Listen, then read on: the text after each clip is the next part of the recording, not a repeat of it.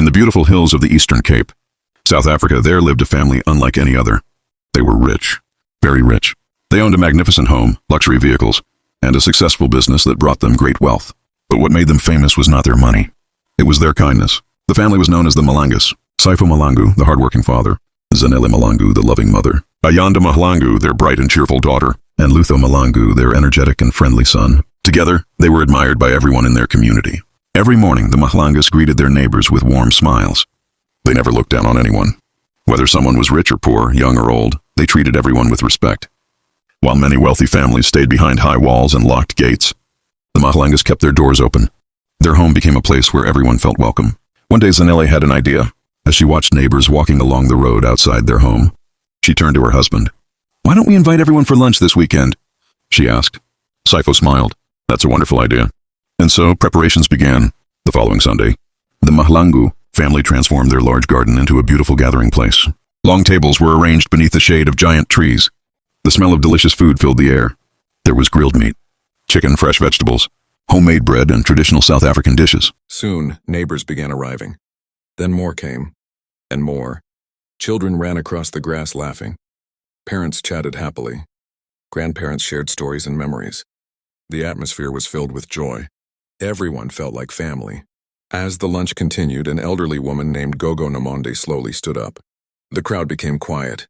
She looked at the Malangu family and smiled.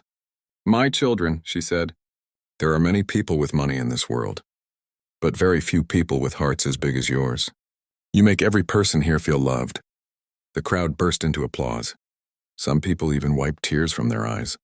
Ayanda and Lutho smiled proudly as they continued serving food to the guests. What started as one lunch soon became a tradition. Every few weeks, the Malangas hosted another gathering. No one was ever left out. If a family needed food, they helped. If children needed school supplies, they provided them. If an elderly person needed groceries, they delivered them. And they never asked for anything in return. Their kindness touched every corner of the community. Then one year, disaster struck. A powerful storm swept through the area. Heavy rain and strong winds damaged homes. Some families lost their roofs. Others lost their belongings. Many had nowhere to go. When Sipho heard the news, he didn't hesitate. "Open the gates," he told his family. "Anyone who needs shelter is welcome here." That night, families arrived seeking safety.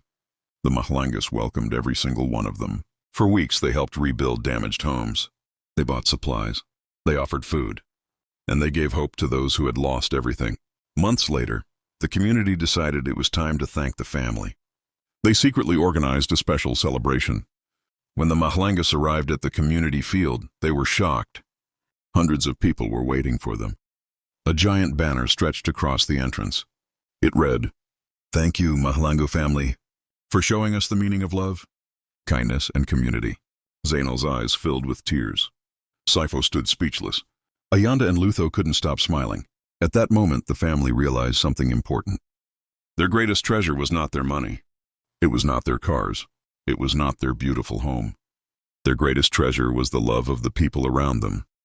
And as the sun set over the Eastern Cape, the Malangu family celebrated with their neighbors, laughing, sharing stories, and creating memories that would last forever. Because true wealth is not measured by what you own. It is measured by the lives you touch.